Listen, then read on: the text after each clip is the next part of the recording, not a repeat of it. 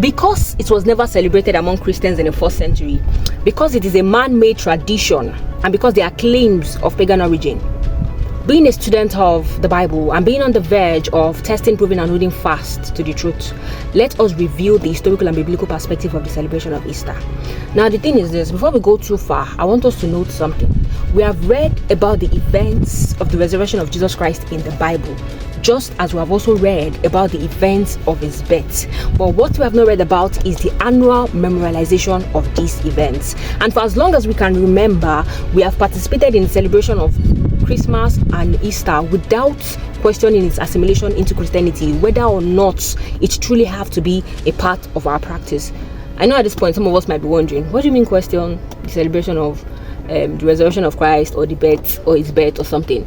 I get it. Most of us claim that we are doing it to honor Jesus Christ and all of that.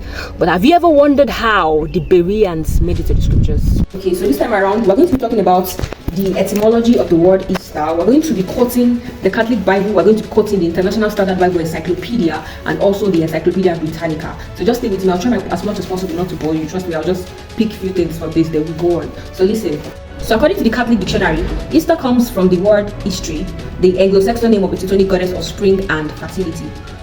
The International Bible Standard actually states that the Jewish Christians in the early church continued to celebrate the Passover, regarding Christ as the true Paschal Lamb, which naturally passed on into a commemoration of the death and resurrection of our Lord. So when we also take a close look at the Encyclopedia Britannica, we'd see that it states that Easter, however, corresponding to the German Austria, reveals Christianity indebtedness to the Teutonic tribe of Central Europe. Christianity, when it reached the Teutons, incorporated in a celebration of great Christian feast day many of the Eden's ritual and some customs which accompanied the observance of the spring festival.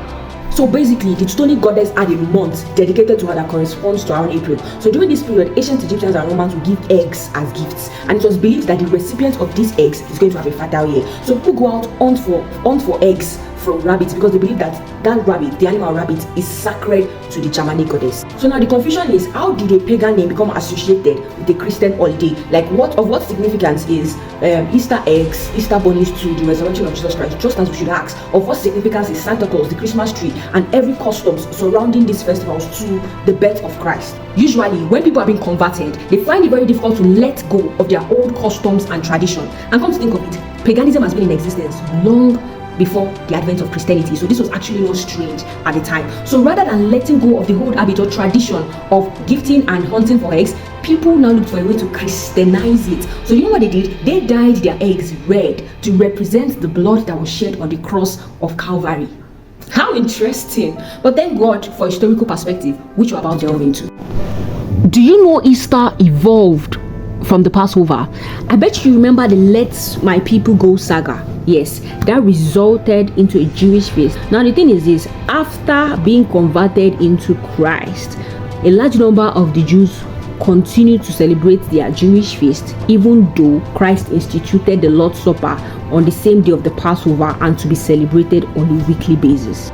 I want us to note something here. Now, despite the fact that the Jews were celebrating their Jewish feast, the Gentile Christians were not under the compulsion to celebrate this feast. But shortly after the death of the apostles, this feast began to be celebrated as a Christian feast. So, and they added other things like Good Friday, Palm Sunday, and Resurrection Sunday. So the Passover was now celebrated in memory of the death of Christ, even though Christ instituted the Lord's Supper to be done in his remembrance. Honestly, the church didn't have it easy at the beginning of this celebration. When we take a look at what happened in the 2nd and the 3rd century, there were a lot of commotion that they threatened to excommunicate one another, and this was because of the variation in calendar. Take for example, the Jews, they made use of a lunar calendar, which means that the days of the week will vary from year to year. So a group can be busy commemorating the death of Jesus Christ, where another group will be joyfully celebrating his resurrection and all of that. So that kind of like caused a lot of issues and everything because of the difference in mood. So by the end of the day, the Council of Nicaea settled it in 325 AD. Even after the settlement, there were still confusions on the calendar to use, whether to use the Gregorian calendar or to use the Julian calendar, and that explains the observance by the Roman and the Greek Orthodox Church today. So now we know that the Council of Nicaea sets the date for the annual celebration of Easter today. So Easter is a result of Jewish and pagan influence combined into its present form by the Roman Catholic Church. The thing is, as Christians, our major concern should be the voice of the scriptures. Is Easter not mentioned in the Bible? Did Jesus Christ participate in religious feast? What about his disciples? What about Romans 14:5? What do we have to say about this?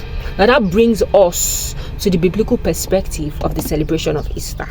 If you have not subscribed to my YouTube channel yet, please do so, and also click on the notification button to get notified when I start dropping a video. I'll see you next week.